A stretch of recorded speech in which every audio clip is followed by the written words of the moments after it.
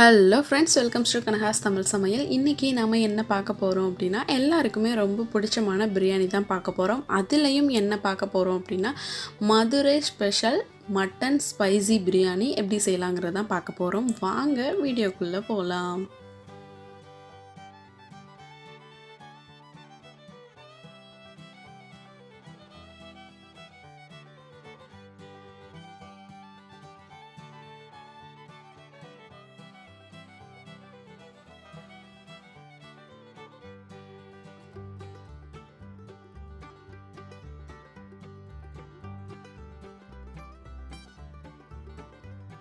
முதல்ல மிளகாவை நல்லா தண்ணியில் ஊற போட்டு வச்சுக்கோங்க. ஒரு கைப்பிடி அளவுக்கு காஞ்ச மிளகாய் போட்டால் போதும்.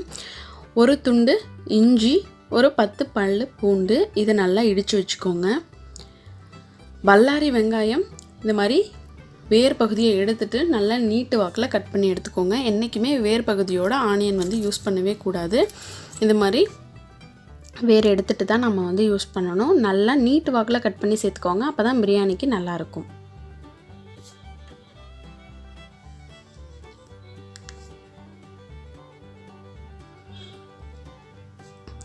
அடுத்து தக்காளி, நல்ல பழமான தக்காளியாக எடுத்துக்கோங்க. அதுலேயும் இந்தமாரி காம்பு பகுதியை எடுத்துகிட்டு நீல வாக்கில் கட் பண்ணி வச்சுக்கணும். என்றைக்குமே நம்ம பிரியாணி செய்கிறதுக்கு முன்னாடியே எல்லா விதமான என்னெல்லாம் சேர்க்க போகிறோமோ எல்லாத்தையும் முன்னாடியே ப்ரிப்பேர் பண்ணி வச்சுக்கிட்டு செஞ்சோம் அப்படின்னா ரொம்பவே ஈஸியாக குயிக்காக முடிஞ்சிடும். இப்போ நாம் மட்டன் குக் பண்ண போகிறோம். மட்டன் பார்த்திங்க அப்படின்னா தண்ணி நல்லா கொதிக்க வச்சு மட்டனை அதில் சேர்த்துட்ருக்கோம். எப்படின்னா 1 கிலோ மட்டன் நல்லா வாஷ் பண்ணி நான் இதில் சேர்த்துருக்கேன். 1 டேபிள் ஸ்பூன் மஞ்சள் தூள், 1 டேபிள் ஸ்பூன் அளவுக்கு உப்பு, ரெண்டுத்தையும் சேர்த்து நல்லா மிக்ஸ் பண்ணிட்டுருங்க. மட்டனை நம்ம இப்போது ஒரு 80% நார்மலாக வச்சு குக் பண்ணிடலாம். அதுக்கப்புறம் 20% பிரியாணியோட சேர்த்து குக் ஆனுச்சு அப்படின்னா கரெக்டாக இருக்கும். இதில் ஒரு 1.5 டேபிள் ஸ்பூன் அளவுக்கு இஞ்சி பூண்டு தட்டி விட்டு சேர்த்துக்கலாம். அப்போ தான் நல்லா உப்பு உரைச்சி அந்த கவுச்சி ஸ்மெல் இல்லாமல் நல்லா மட்டன் குக்காகி வரும். அடுத்தது நல்லா அடிகனமான ஒரு பாத்திரத்தை வச்சுக்கோங்க. அதில் ஒரு 5 டேபிள் ஸ்பூன் அளவுக்கு எண்ணெய் சேர்த்துக்கோங்க. ஒரு 3 டேபிள் ஸ்பூன் நெய் விட்டுக்கோங்க. அப்போ தான் பிரியாணி நல்லா டேஸ்ட்டு வாசமாக இருக்கும்.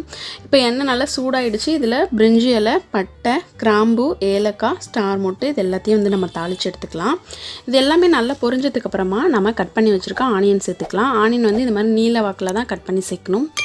ஒரு 2 கைப்பிடி அளவுக்கு ஆனியன் சேர்த்துருக்கேன். சேர்த்து நல்லா வதக்கணும். அதோட பச்சை ஸ்மெல் ஃபுல்லாக போய் நல்லா கோல்டன் ப்ரௌனாக வரணும். அந்த அளவுக்கு நல்லா வதக்கிக்கிட்டிங்க அப்படின்னா பிரியாணி உங்களுக்கு நல்ல டேஸ்ட்டாக வரும். இப்போ ஆனியன் வதங்கிறதுக்காக இதில் 1 டேபிள் ஸ்பூன் அளவுக்கு உப்பு சேர்த்துருக்கோம்.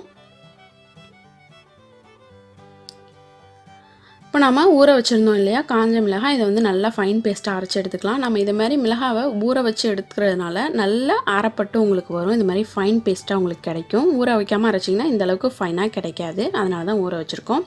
இப்போ பார்த்திங்க அப்படின்னா ஆனியன் நல்லா ப்ரௌன் கலரில் மாறிடுச்சு. இப்போ இதில் நம்ம தக்காளி சேர்த்துக்கலாம். தக்காளி பார்த்திங்கன்னா 4லேருந்து 5 தக்காளி நான் இதில் சேர்த்துருக்கேன். எல்லாத்தையும் நல்லா வதக்கிக்கலாம்.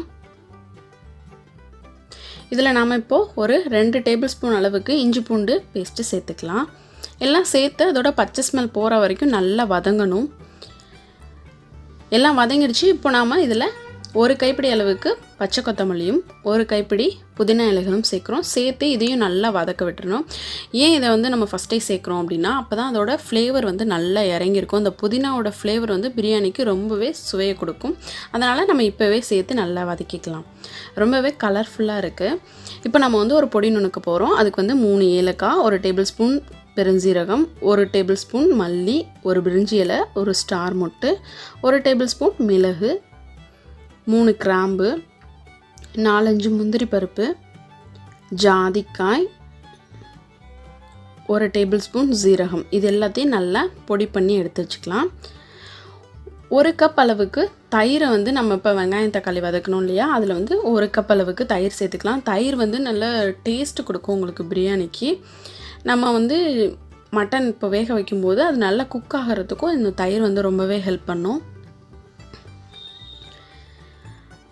இப்போ அடுத்து நம்ம நுணுக்கணும் இல்லையா பெருஞ்சீரகம், ஜீரகம், மிளகு, ஏலக்காய் எல்லாம் வச்சு பொடி நுணுக்கணும் இல்லையா, அந்த பொடியும் இதில் சேர்த்துக்கலாம். நல்ல மணமாக இருக்கும் அது சேர்த்திங்கன்னா தான். இப்போ எல்லாம் சேர்த்து நல்லா மிக்ஸ் பண்ணியாச்சு. அடுத்து நாம் அரைச்சி வச்சுருக்க அந்த மிளகாய் பேஸ்ட்டையும் இதில் சேர்த்துக்கலாம். காரத்துக்கு நம்ம வேறு எதுவுமே சேர்க்கல, இந்த மிளகாய் பேஸ்ட்டு மட்டும்தான். இதை மாதிரி அரைச்சி நம்ம சேர்க்கும் போது நல்ல ஒரு கலரும் கொடுக்கும், நல்ல டேஸ்ட்டும் கிடைக்கும். இது நல்லா இந்த மாதிரி கொதிக்குது இல்லையா சைட்லாம், அந்தமாரி கொதிக்கும்போது நம்ம வேக வச்ச மட்டனை வந்து இதில் சேர்த்துடலாம். சேர்த்துட்டு மட்டன் வேக வச்ச தண்ணியே நம்ம வந்து ஊற்றிக்கலாம். மட்டன் மேக்ஸிமம் 80% வந்து நல்லாவே குக் ஆகிடுச்சு. இப்போ நம்ம இந்த மசாலாவோடு சேர்த்து கொஞ்சம் குக் பண்ணோம் அப்படின்னா உங்களுக்கு அதோட காரம் எல்லாமே வந்து நல்லா ஏறிடும். இப்போது ரைஸுக்கு தேவையான அளவுக்கு உப்பு சேர்த்துக்கோங்க. உப்பு சேர்த்துட்டு அதுக்கப்புறமே நம்ம வந்து தண்ணி விட்டுக்கலாம். ஃபஸ்ட்டு நல்லா வந்து அந்த மசாலா வந்து மட்டனில் இறங்கணும். இப்போ மட்டன் வேக வச்ச தண்ணியே நாம் இதில் ஊற்றியாச்சு.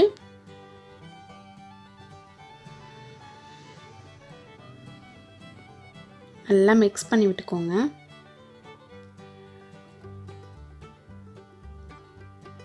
இப்போ தண்ணி வந்து நல்லா கொதிச்சிட்ருக்கு. இப்போ நாம் இதில் அரிசி சேர்க்கலாம்.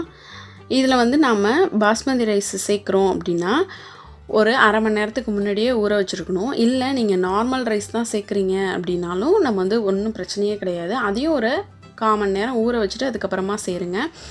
தண்ணி வந்து நம்ம எந்த கப்பால் ரைஸ் எடுக்கிறோமோ, பாஸ்மதி ரைஸ்னால் 1க்கு 2 கப் தண்ணி எடுத்துக்கோங்க. நார்மல் ரைஸ்னால் 1க்கு 3 கப் அளவுக்கு தண்ணி எடுத்துக்கணும். இதை மாதிரி உங்களுக்கு ரைஸ் வந்து மேலே தெரிகிற அளவுக்கு 3/4 வேக்காடு சொல்லுவோம் இல்லையா, 75% வந்து இது குக் ஆகிடுச்சு. இந்த ஸ்டேஜுக்கு வந்ததுக்கப்புறமே கொஞ்சம் கொத்தமல்லி புதினா இலைகளை போட்டு இதே மாதிரி ஒரு அலுமினிய தட்டை வச்சு மூடி அதுக்கப்புறமே நாம் இது மாதிரி கறித்துண்டுகளை போட்டு வச்சோம் அப்படின்னா நல்ல ஒரு தம் பிரியாணி கிடைக்கும். இந்த மாதிரி நம்ம கறித்துண்டுகளை போட்டு வைக்கும்போது அடியிலையும் உங்களுக்கு தணல் இருக்கும், மேலேயும் தணல் இருக்கும். அதனால் அந்த நீரை எல்லாமே அது உறிஞ்சு உங்களுக்கு பிரியாணி நல்லா சூப்பராக குக்காகி வந்திருக்கும். இப்போ வந்து பார்த்திங்கன்னா இது ஒரு 15 நிமிஷம் ஆயிடுச்சு. இதை நம்ம எடுத்தாச்சு. பார்த்தீங்க அப்படின்னா நல்ல டிஃப்ரென்ஸ் தெரியும். நம்ம மேலே வைக்கும்போது இருந்த தண்ணி எதுவுமே இல்லை. இதில் கொஞ்சம் நல்லா பொரிச்ச ஆனியனை சேர்த்து அதுக்கப்புறமா கலரி விட்டீங்க அப்படின்னா நல்ல டேஸ்ட்டாக இருக்கும். கொஞ்சமாக நெய் வேணுங்கிறவங்க சேர்த்துக்கோங்க, வேணாங்கிறவங்க அவாய்ட் பண்ணிக்கோங்க. நம்மளோட சூப்பரான Madurai special mutton spicy biryani ready ஆகிடுச்சு. ரொம்ப உதிராக செம்மையாக வந்திருக்கு பாருங்கள். இதை வந்து நீங்கள் எல்லாருமே கண்டிப்பாக ட்ரை பண்ணி பாருங்கள். அருமையான டேஸ்ட் இருக்கும். எல்லோரும் ட்ரை பண்ணி பார்த்துட்டு எங்களுக்கு கமெண்ட்ஸில் சொல்லுங்கள். இந்த வீடியோ உங்களுக்கு பிடிச்சிருந்துச்சுன்னா லைக் பண்ணுங்கள், ஷேர் பண்ணுங்கள், கமெண்ட் பண்ணுங்கள். மறக்காமல் எங்கள் சேனலுக்கு சப்ஸ்கிரைப் பண்ணுங்கள். கூடவே பக்கத்தில் இருக்க பெல் பட்டனை ப்ரெஸ் பண்ண மறந்துடாதீங்க. Thank you friends.